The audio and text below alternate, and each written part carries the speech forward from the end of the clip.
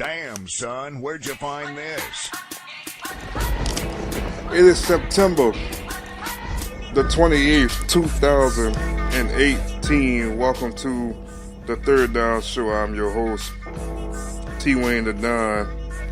Listen, we got a lot to talk about going into the weekend. Listen, it's going to be a big weekend. A lot of matchups on the college in the top 25 I want to cover this afternoon for sure. You know we're going to talk about LSU and Ole Miss, talk a little bit about the history of the series, talk about one of my favorite moments from the series that I went and witnessed at Tiger Stadium one time. We're going to talk a little bit about top 25 matchups, like I just said. There's a lot of matchups in this week 5 that's going to be very interesting. I know Miami won yesterday against North Carolina. I think they got Florida State next weekend. They beat North Carolina 47-10.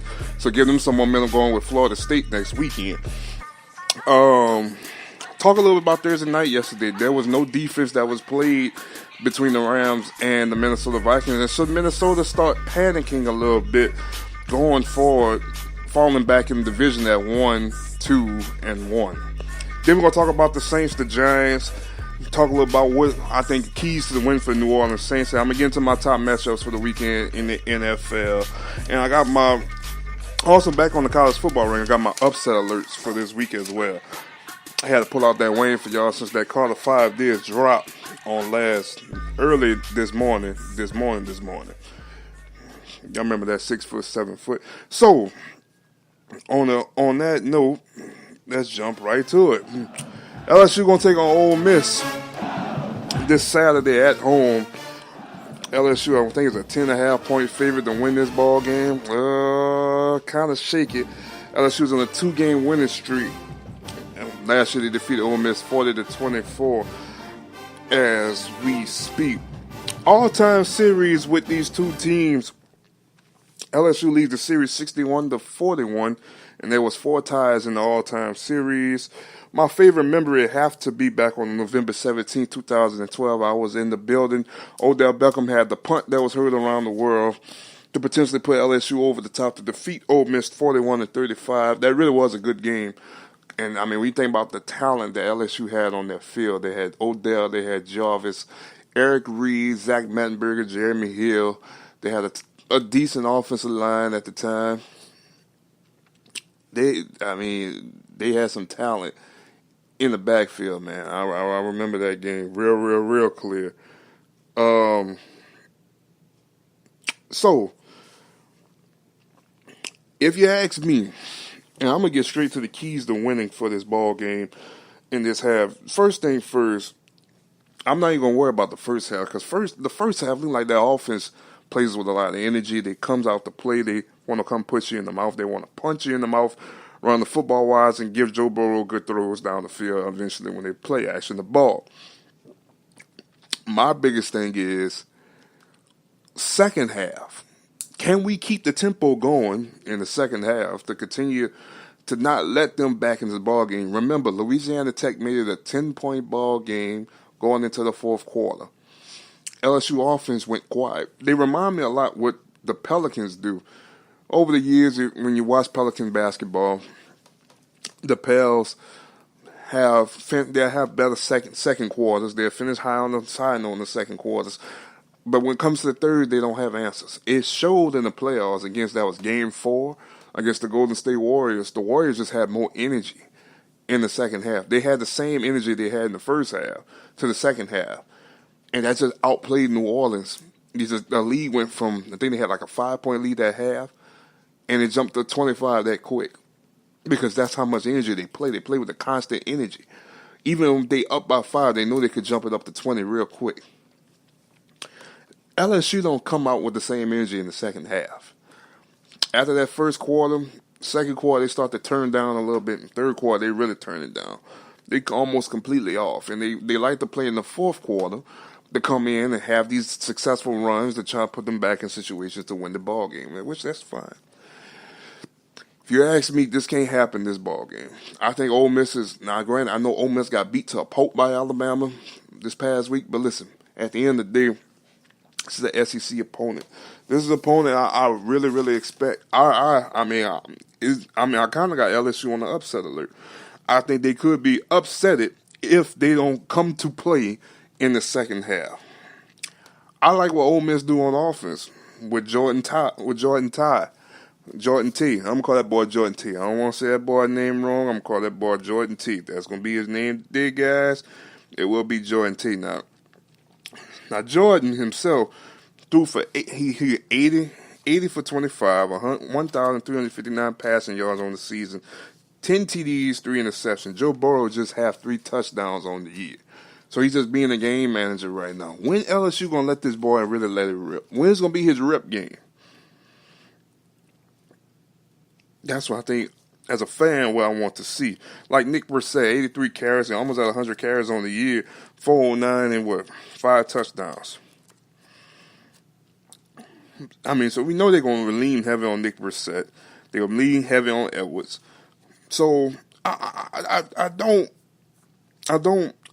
know per se what's going to happen these next couple of days, these next couple of weeks for LSU.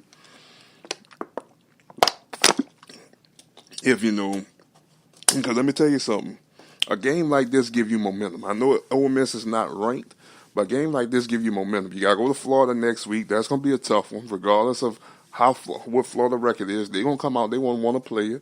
And then you got to get ready for Georgia. Game like Ole Miss can set the tempo for the next 6 weeks playing SEC opponents. A game like this. But I think it got to be now that LSU got to come out with this mentality like, okay, we're going to fix this and we're going to get this thing right. We're going to get this ball rolling in the right direction now because we cannot fall behind the sticks. We can't let teams come back in the ball game. When we come out with this energy, we got to keep the same energy in the second half. And Ole Miss can spread the ball around. I think that's my biggest fear, that LSU not going to be able to cover this if they let them back in the game. I think they're going to gain momentum, and I think Ole Miss going to find a way to get out of there with a 3-point victory if LSU don't come out with that energy in the second half. This not been a second half team. It's been shown every game this year so far. It showed against Miami. They really didn't do too much in the second half. They showed against Southeastern. Didn't do too much in the second half. Auburn, it took a prayer to get them back in the game, but didn't do a lot too much per se. You could look at Louisiana Tech, same way. So I'm interested to see what LSU how they're going to respond and what they're going to do in the second half. And I think that's my biggest key to victory. I think I had some other keys, but the biggest key is just pretty much firing out with that same energy in the second half, coming to play in the second half, and finish what you started in the first. Because to me, they come out and they show that they want to win the football game early. But can you do that for 4 quarters? I didn't have them on upset alert, but now I'm going to put them on upset alert. I think it could happen. If they don't come out with their energy in the second half, they could find themselves being upset at home against Ole Miss. I think it could be happening. I got 2 other teams that might find themselves on upset alert in the top 25, but I think LSU could find themselves being upset at home if they don't come out with energy playing against Ole Miss on tomorrow night. So, as official, I'm throwing them on the upset alert. What misunderstood don't need to be explained about them guys. I'm going to go ahead on and move on. I'm on a limited schedule this afternoon. Let's talk about some of the top matchups of Week 5. Florida, Mississippi State. I like that one a lot. Mississippi State is a 7-point favorite to beat Florida. I want to see if Florida going to respond. Let's see if they can get back in the thick of things at the SEC East, taking on Mississippi State. Notre Dame, Stanford. 2 programs who are very lucky to be in their spot right now. Stanford should have lost the game to Oregon last week. Notre Dame was struggling against people like Vanderbilt. So, not really too impressed with this matchup, but they are 2 top 10 matchups going forward. Notre Dame is a 5.5-point favorite for this weekend. Penn State, Ohio State. Ohio State is a 3-point favorite over Penn State. Once again, another top 10 matchup like it. I kind of want to see Penn State win this game, if you ask me. Washington versus BYU. Washington, who took that loss against Auburn to start the year, but so far so good. They've been trying to at least keep the Pac-12 semi-alive to give a shot to the college football playoff. BYU, who's been balling all of a sudden. So I kind of like this game. I wouldn't be surprised if BYU stick around and Washington pull away at the end. But BYU might find a way to stick around and win the game. So Washington's a 17-point favorite. But BYU would like to play hard. So we got to see about that one. That's going to be a good one to watch on tomorrow night. Cal versus Oregon, the Pac-12 right there. Trying to see people, once again, trying to stay alive around the mix. Oregon is a 1.5-point favorite. Texas Tech versus West Virginia.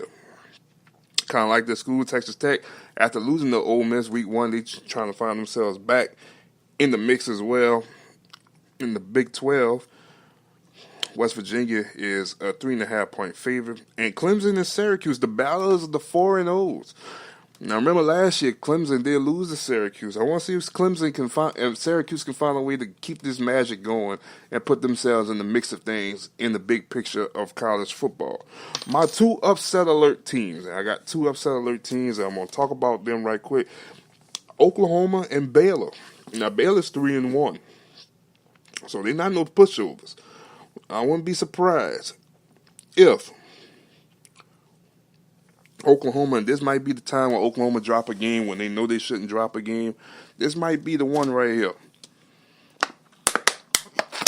Because people have been competing with people have been competing with Oklahoma a lot. Very, very, very a lot. So this might be the game right here, right now, where Oklahoma will lose early on before they get to the Red River rival with Texas. And my other one would be Texas versus Kansas State.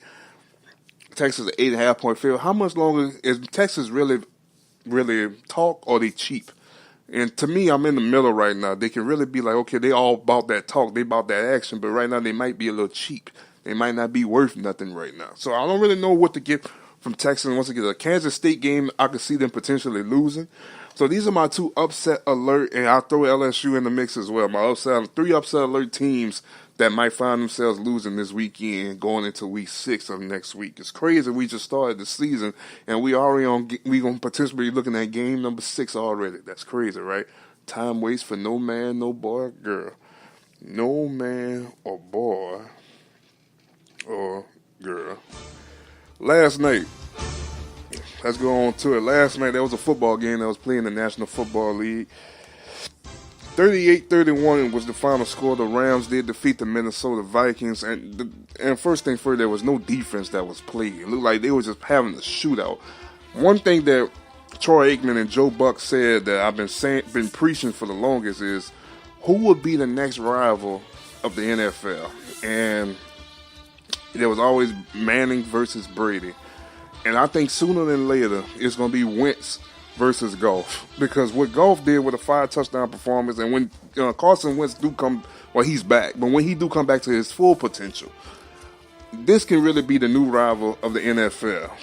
These 2 young guns just throwing the football around. Now,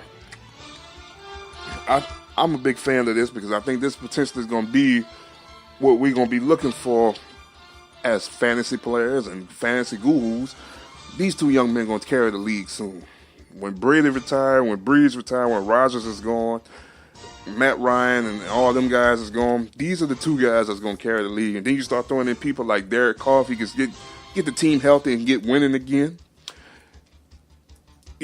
Josh, you never know what Josh Allen going to do. You never going to know what Lamar Jackson going to do.